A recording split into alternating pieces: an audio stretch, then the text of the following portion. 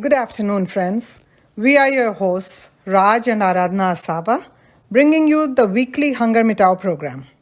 Through this 30-minute show each Saturday, we share with you updates on food insecurity in the North Texas area while providing information on volunteering and food donation opportunities. Friends, through this community-led movement, the Indian American community is unifying its hunger relief efforts to emerge as a big part of the solution to fighting hunger in America.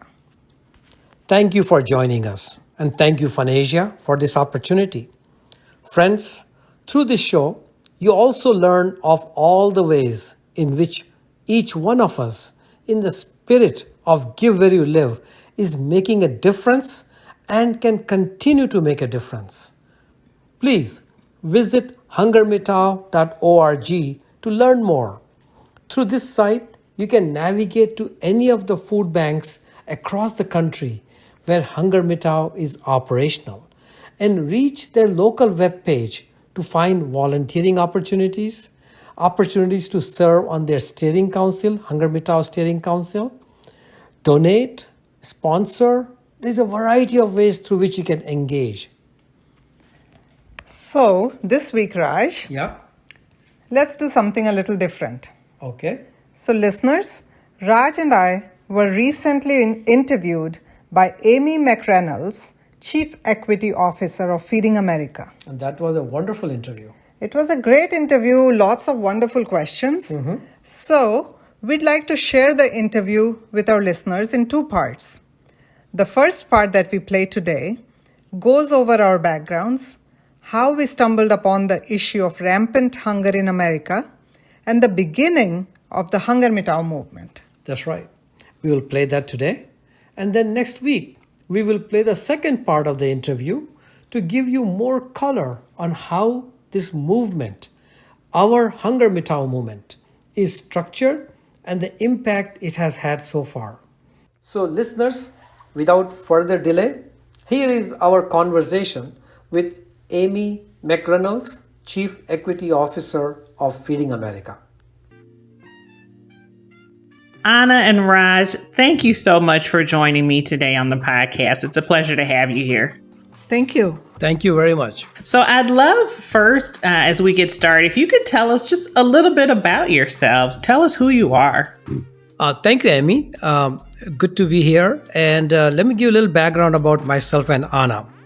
I came to United States in 1974, 48 years ago, from India. And I landed in Michigan and started my career immediately as a dishwasher.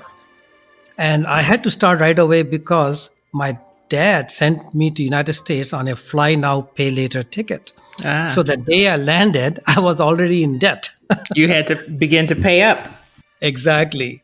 So with that, as soon as I landed my first job, I started working and paying my debt of my fly now, pay later ticket. And once I was done with that debt, which took me almost 2 years working 12-hour days, 7 days a week shifts, and once I was done paying that, I started going to college and immediately knew that computers is the area that I wanted to work in. So with that in mind, I made a career in computer science. And fast forward, in 2010, I retired as the Chief Strategy Officer for Rospero at Perot Systems. And my lovely wife, Anna, she joined me in 1982. Yes, we got married in 1982, and I came to the US as well. And my initial years were, kind of taking care of the family. We had 2 kids. After that, I started to work. And in 2009, I left a company called EDS, Yes. Electronic Data Systems, Yes. when it was bought by HP. That's about the time when I decided to quit corporate life and do something more meaningful, which for me would have been engaging in active philanthropy.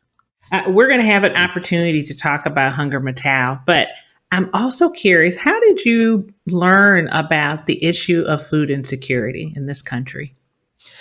So let me address that by first sharing with you that in 2009 and 2010, when Anna and I retired, we took a stock of our lives.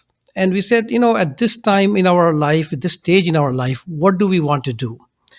And both of us have been inspired by a discourse by one of the gurus from India. We heard him speak a couple decades ago. And there were three words that he mentioned in his discourse. And those were human life is best lived in three stages: learning, earning, and returning. And those three words resonated with us. It was a simple way to look at how to get the maximum out of life, because life goes through multiple stages. In fact, I wrote an article on that whole topic. But Anna and I, at that time, when we took a stock of our lives, we clearly felt we were in our returning stage. Our two boys, they were both grown. They were both off of our payroll. And they were both, working and contributing citizens of the country. So we felt that we had three priorities in our lives at that stage. And those were, we wanted to spend more time with our aging parents and family members. Okay. We wanted to travel and see this beautiful world that God has put us on, not just be stuck in good old Texas or just United States. So we wanted to do Yes. more of that. And then, thirdly, we felt we were really in our returning stage. And returning doesn't mean only writing a check. Returning means, in our perspective, returning is giving back in the form of not only materially, but our experiences, our knowledge, lessons learned, mistakes made, our network to the next generation, so that we can provide them with a better, richer platform to launch from.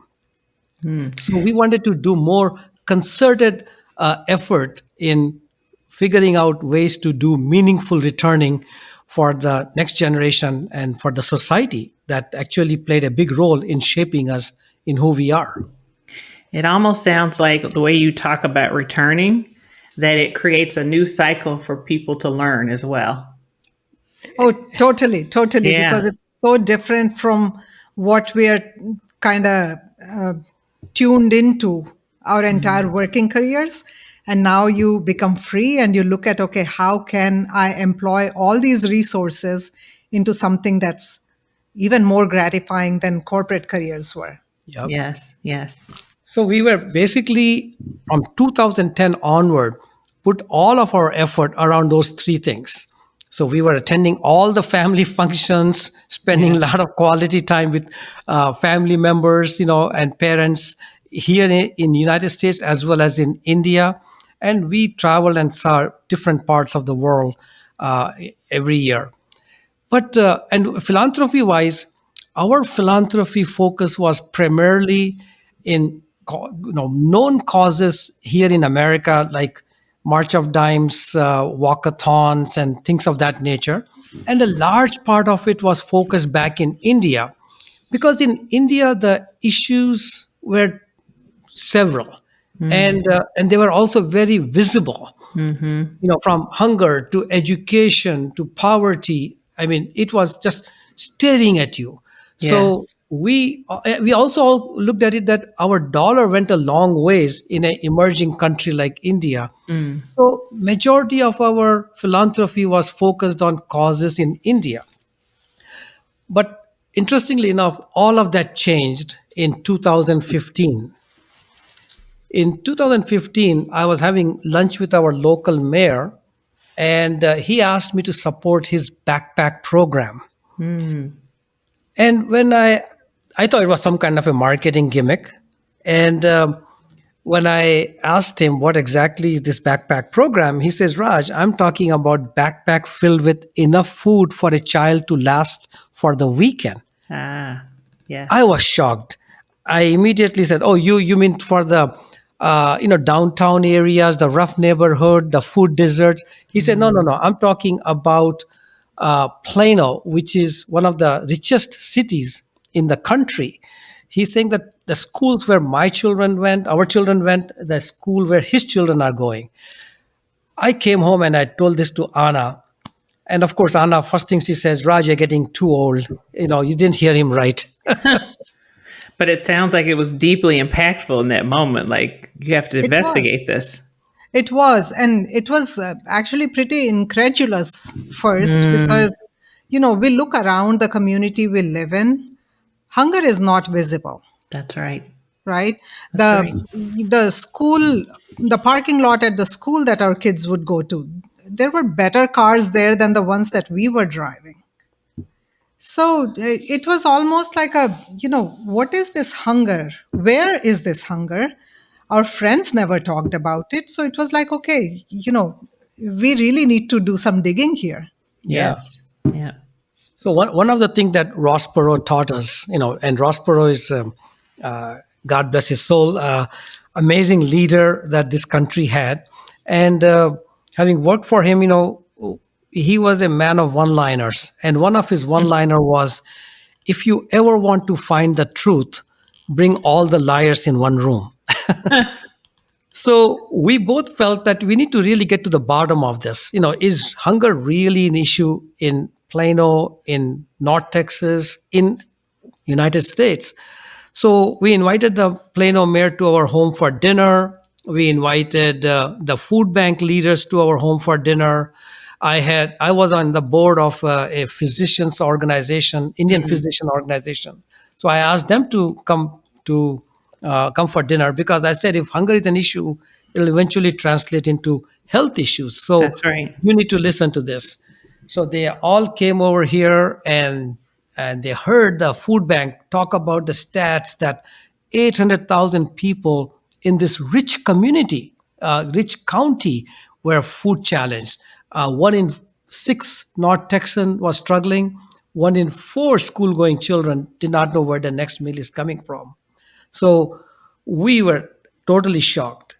And, the interesting thing, Amy, is that PowerPoint slides, the first 2 slides will shock you, but after a while, your mind kind of, your eyes glaze over and then you kind of tune out. So one thing that the food bank executive did was at the end of the presentation, she pulled out a backpack and she passed it around. And as we looked in that backpack and we saw those small boxes of juices, milk, the granola bar, the Yes. sesame seed packet, there was not a single dry eye in the room that night. I mean, we were all shocked. Everybody wrote their check, but that night was a transformational night for us. Anna and I couldn't sleep. We figured that, we were first of all shocked that hunger was such a big issue here and we didn't know about it. Yes. Such a hidden issue, the shame, the stigma around it. Right. And it was hunger in a form that we did not recognize. That's right. Right? Because coming from a different country in India, like Raj said, hunger was everywhere around us. It Very was visible. Yes. Very visible. Yes. And here, learning that a person living in a house like ours, next door in the same community, could be actually hungry, it was mind-boggling. Yeah, I mean, the fact that they are struggling to make choices between mortgage, medicine, and food is the one that typically suffers. So we at that time said we need to really get engaged on this. And at that point, we started taking active role with the food bank. So I joined a couple of like little groups, influence groups they had at the food bank. They called it the Philanthropy Council. Okay. And that way I got to know more, we got deeper knowledge into what the issue was, how big was the issue, the contributing reasons. And we learned about the Feeding America network of food banks. Can you believe it? I mean, we kept shaking our heads that we had been in this country for so long and we did not know about the magnitude of the issue, nor the magnitude of a response that is being created. Yes. Yes. So, as we learned more, we volunteered more, we donated our time and resources more. And each time we came back from a volunteering shift, we would look at each other and say, why are there not more people like us who looked like us in the volunteering shifts? Because we live in a community that has a very large Indian American population, very affluent group, very social group, but nowhere in our social gatherings did hunger ever come up. That wasn't something that we talked about. And then it dawned on us that just as we were unaware, perhaps the community is unaware because hunger here comes in a different form. Right. So then we started to work with the food bank, and the new CEO of North Texas Food Bank had just come in. So we approached her with an idea. Yeah, so basically at that time, after, in the business world, we call it the due diligence. So after we were done with the due diligence, which was to first validate that hunger truly is an issue in this prosperous country, and secondly, what was the solution to that issue? And we were convinced that Feeding America and their network of food banks are doing an outstanding job in the most efficient manner to ensure that everybody across the country in every zip code has access to nutritious meals. After we were done doing our due diligence, we basically wrote our check of $100,000 and took it to the CEO of North Texas Food Bank. But we also proposed to them, because we did not want to be one and done. We proposed to the CEO, Trisha Cunningham, that we would love to stand up a community affinity group. She said, "What is that?" I said, basically, it dawned on us that just like Anna said, just like we did not know about the hunger issue around us, very likely our other friends in the Indian American community do not know about it. So how about if we give 3 years of our lives to raise awareness and engage the community in the fight against hunger? She loved that idea. She said, this is something that we have never done and will be unique. And she said, let me get the heck out of the way and you guys go at it and tell me how I can support. Well, and to know you wanted to make that 3-year commitment too. Right. That's right. And Raj and I were very clear from the get-go that there was no need for another organization to be stood up. Yeah. Right. There were enough organizations who were working in this space, and we picked the one that was the strongest and most sustainable. And we said, okay, let's put our strength behind this organization. Let's just strengthen them. So HungerMitao is what we called our movement. And we keep emphasizing it's a movement because it's not a registered 501c3. It basically connects the community with their local food bank. Thank you for listening today. Please tune in next Saturday to learn about what HungerMitao is, its spread in other food banks and communities, and impact. That's right. How we have scaled this movement across the country, as well as scale this movement to other communities. You will find that out in next week's show. So don't forget to tune in at 3:30 p.m. Saturday on Funasia. Friends, our mission is HungerMitao. And HungerMitao is as much about eradicating hunger as it is about unifying the fragmented efforts of our community and focusing it on the humanitarian cause of hunger. Let us come together as the entire Indian American community and show how we engage in any place we call home. We are smart, compassionate change agents who give where we live so our community benefits from our presence. And until next week, friends, remember, we may never be able to eradicate hunger, but let us ensure no one goes hungry. HungerMitao. HungerMitao.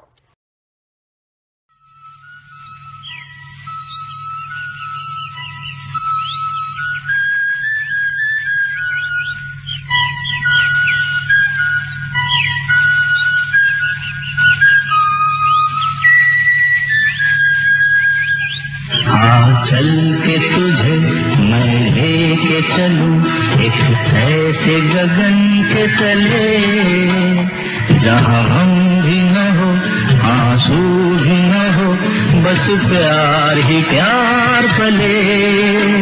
हाँ चल के तुझे मैं लेके चलूं एक ऐसे गगन के तले जहाँ हम भी न हो, आंसू भी न हो, बस प्यार ही प्यार पले।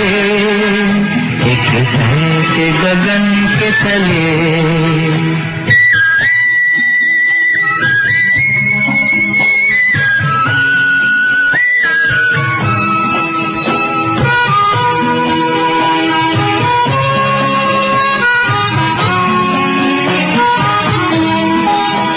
सूरज की पहली किरण से आशा का सवेरा जागे। सूरज की पहली किरण से आशा का सवेरा जागे।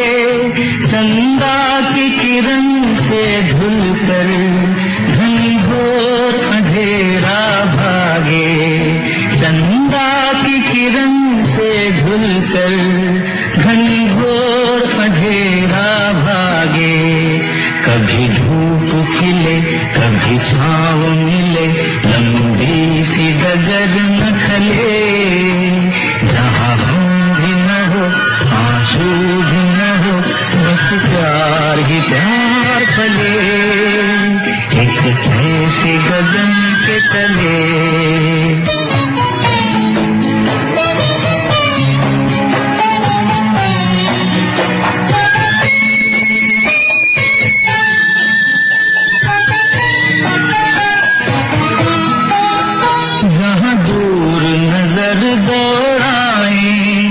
आजाद गगन लहराए लहराए, जहाँ दूर नजर दौड़ाए।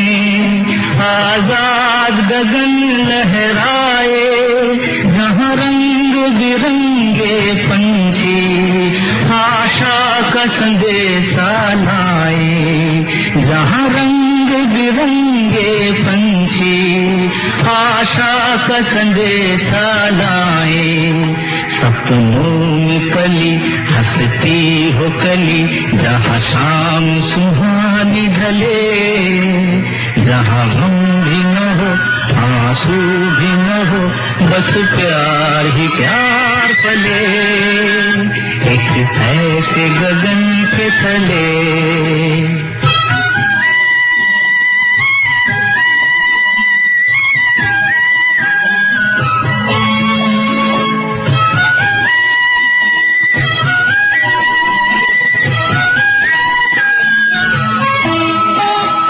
सपनों के ऐसे जहां में जहाँ प्यार ही प्यार खिला हो, हम जाके वहाँ खो जाएं। शिकवा न कोई गिला हो, कहीं बैर न हो, कोई गैर न हो, सब मिल के यूं चलते चले। जहाँ हम भी न हो, आंसू भी न हो, बस प्यार ही प्यार पले। आ चल के तुझे मैं लेके चलूं एक ऐसे गगन के तले जहाँ हम भी न हो, आंसू भी न हो, बस प्यार ही प्यार पले। एक ऐसे गगन के तले, एक ऐसे गगन के तले। सूरज की पहली किरण से आशा का सवेरा जागे। चंदा की किरण से ढलकर घनघोर अंधेरा भागे। कभी धूप खिले कभी छाँव मिले, लंबी सी डगर न खले जहाँ हम भी न हो, आंसू